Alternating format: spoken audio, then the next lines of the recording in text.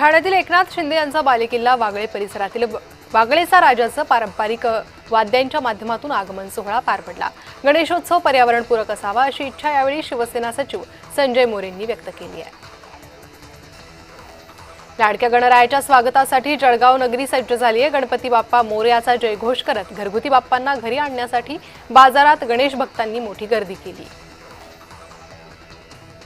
अकोल्याच्या cricket club मैदानात आज गणपती बाप्पांच्या सुंदर मूर्तींनी दुकानं सजली आहेत। त्यांना वाजत गाजत आपल्या घरी घेऊन जायला अकोलेकरांनी गर्दी केल्याचं पाहायला मिळतंय। या मार्केटमध्ये वेगवेगळ्या रंगाच्या आणि वेशभूषा केलेले गणपती बाप्पा आपल्याला पाहायला मिळतात। अकोल्यात घराघरात आणि सार्वजनिक गणेशोत्सव मंडळात बाप्पा विराजमान झालेत। विशेष म्हणजे अकोला जिल्ह्यातील 356 ठिकाणी एक गाव एक गणपती या संकल्पनेचा समावेश करण्यात आलाय। चांदवड येथील कला शिक्षक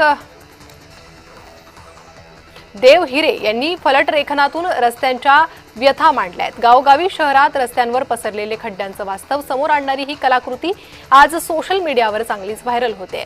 खड्ड्यांचं हे ग्रहण दूर कर बाप्पा अशी प्रार्थना या फलकातून करण्यात आली आहे। येवला शहरात आज रस्त्यांवर भक्तांची वर्दळ आणि सजावट यामुळे वातावरण गणेशमय झाले। शालेय विद्यार्थ्यांनी पारंपरिक वेशभूषा परिधान करून झांज आणि लेझिम पथकासह भव्य प्रात्यक्षिकं सादर केली। ढोल ताशांच्या गजरात, लेझिमच्या तालावर आणि टाळ झाजांच्या निनादात शहर दुमदुमून गेलं। अमरावती जिल्ह्यात यंदा सार्वजनिक गणेशोत्सव उत्साहात साजरा होणार आहे। अमरावती जिल्ह्यातील तब्बल 1900 सार्वजनिक गणेशोत्सव मंडळ नोंदणीकृत झाली आहेत। त्यापैकी 384 ठिकाणी एक गाव एक गणपती ही अभिनव संकल्पना राबवली जाते। पोलिसांचा बंदोबस्तही लावण्यात आलाय।